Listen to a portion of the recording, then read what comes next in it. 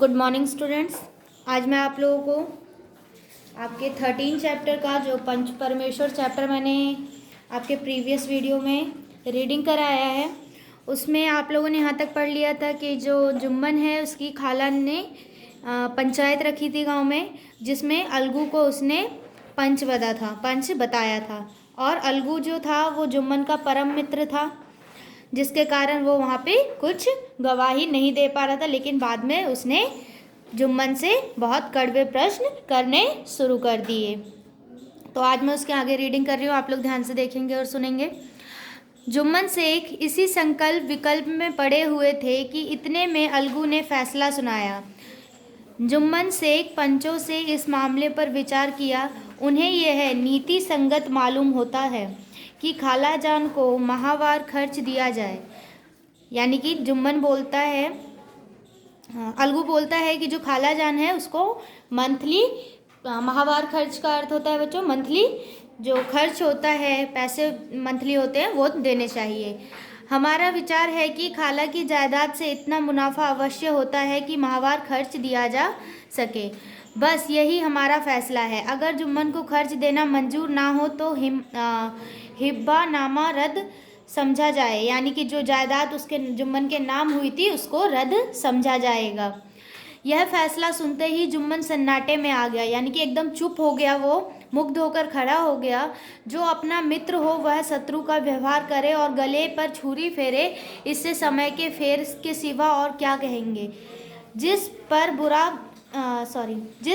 पूरा भरोसा था उसने समय पड़ने पर धोखा दिया, क्योंकि अलगू जो था वो जुम्मन का परम मित्र था और जुम्मन को ऐसा प्रतीत होता था कि अलगू कभी भी उसके खिलाफ गवाही नहीं देगा और उससे प्रश्न नहीं करेगा। लेकिन अलगू जो था वो बहुत ही ईमानदार आदमी था, ईमानी आदमी था, और उसने जुम्मन के खिलाफ यह प्रश्न किया। ऐसे ही अवसरों पर झूठे सच्चे मित्रों की परीक्षा की जाती है। यही कलयुग की दोस्ती है। मगर रामधन मिश्र और अन्य पंच अलगू चौधरी की इस नीति परायणता की प्रशंसा जी खोलकर कर रहे थे। वे कहते थे कि इसका नाम पंचायत है, दूध का दूध और पानी का पानी कर दिया। दोस्ती दोस्ती की जगह है, किंतु धर्म का पालन करना मुख्य है। ऐसे ही सत्यवादियों के बल पर पृथ्वी ठहरी है, नहीं तो वह कब की रसातल में चली जाती। इस फैसले से अलगू और जुम्मन की दोस्ती की जड़ हिला दी। अब वे साथ साथ बातें करते नहीं दिखाई देते। इतना पुराना मित्रता रूपी वृक्ष सत्य का एक झोंका भी ना सह सका। सचमुच वह बालू की ही जमीन पर खड़ा था। उनमें अब शिष्टाचार का अधिक व्यवहार होने लगा। वे एक दूसरे की आवभगत ज्यादा करने लगे। वे मिलते जुलते थे, मगर उसी तरह जैसे तलवार से ढाल मिलती है। जुम्मन के चित्त में मित्र की कुटिलता और आठों पहर खट्टा करती थी। उसे हर घड़ी यही चिंता रहती थी कि किसी तरह बदला लेने का अवसर मिले। यानी कि बाद में जुम्मन जो है यह सोचने लग गया कि मुझे अलगू से किसी तरह बदला लेने का मौका मिल जाए।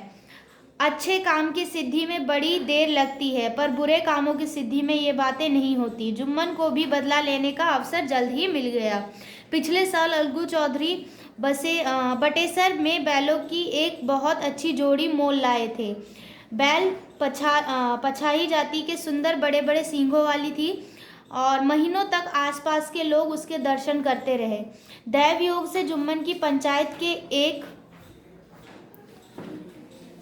महीने बाद इस जोड़ी का एक बैल मर गया। जुम्मन ने दोस्तों से कहा, यह दगाबाजी की सजा है। इंसान सब्र भले ही कर जाए, पर खुदा नेक बद सब देता है। अलगू को संदेह हुआ कि जुम्मन ने बैल को विष दिया है। चौधराइन ने भी जुम्मन पर ही इस दुर्घटना का दोषारोपण किया। यानी कि चौधराइन यानी अलगू की जो पत्नी थी उसने भी जुम्मन पर ही इल्जाम लगाया कि जो जुम्मन ने बैल को विष दिया है, जहर दिया है। जुम्मन ने कुछ करा दिया। चौधराइन और करीमन में इस विषय पर एक दिन खूब वाद विवाद हुआ। करीमन कौन थी? तो जुम्मन की पत्नी थी करीमन।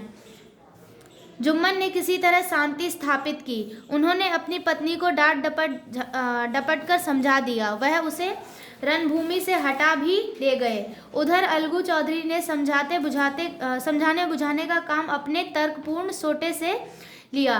अब अकेला बैल किस काम का, उसका जोड़ बहुत टूटा गया पर ना मिला। यानी कि अलगू जो है उसका मतलब जोड़ी का बैल बहुत ढूंढा, लेकिन फिर भी उसके जोड़ी का बैल नहीं मिला। निदान यह सलाह ठहरी कि इसे बेच डालना चाहिए। गांव में एक समझू साहू थे। वह इक्का गाड़ी हाँकते थे।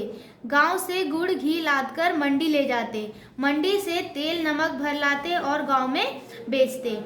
इस बैल पर उनका मन लहलाया, यानी कि उस बैल को खरीदने के लिए उनका मन कहने लगा। उन्होंने सोचा यह बैल हाथ लगे तो दिन भर मैं बेच टके 3 खेप हो। आजकल तो एक ही खेप के लाले पड़े रहते। बैल देखा, गाड़ी में दौड़ाया और बाल भौरी की पहचान कराई, मोल तोल किया और उसे लाकर द्वार पर बांध ही दिया। 1 महीने में दाम चुकाने का वादा ठहरा।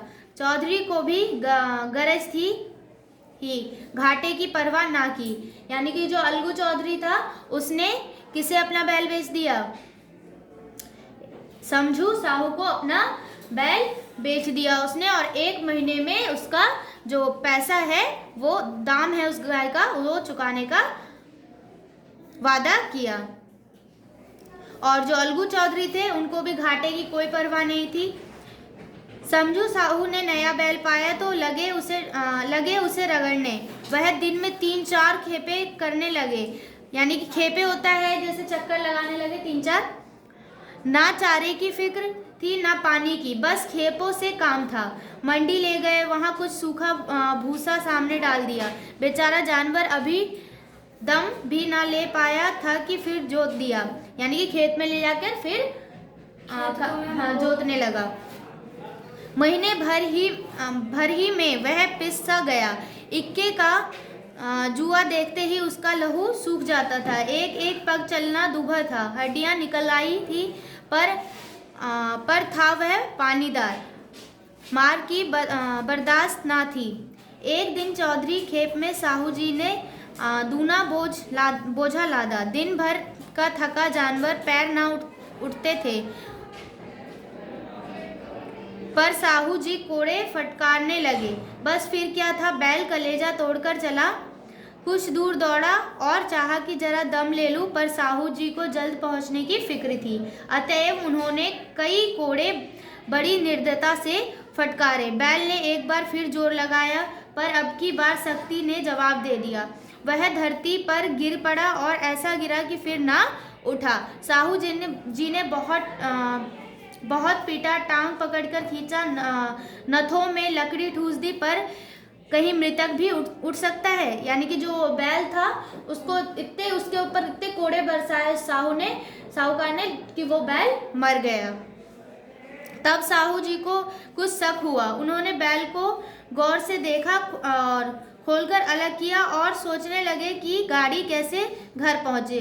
कुछ बोरे गुड़ और कई पीपे घी उन्होंने बेचे थे। 200-250 रुपए कमर में बंधे थे। इनके सिवा गाड़ी पर कई बोरे नमक के थे, अतएव छोड़कर जा भी ना सकते थे।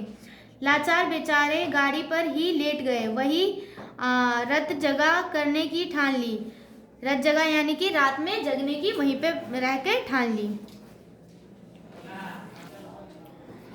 चीलम पीकर गाना गाया, फिर हुक्का पिया। इस तरह साहू जी आधी रात तक नींद को बहलाते रहे। अपनी जान में तो वह जागते ही रहे, पर पाँव फटते ही जो नींद टूटी और कमर पर हाथ रखा तो थैली गायब। घबराहट इधर उधर देखा तो कई कनस्तर तेल भी नदारद। अफसोस में बेचारे ने सिर पीट लिया। प्रातःकाल रोते बिलखते घर पहुंचे।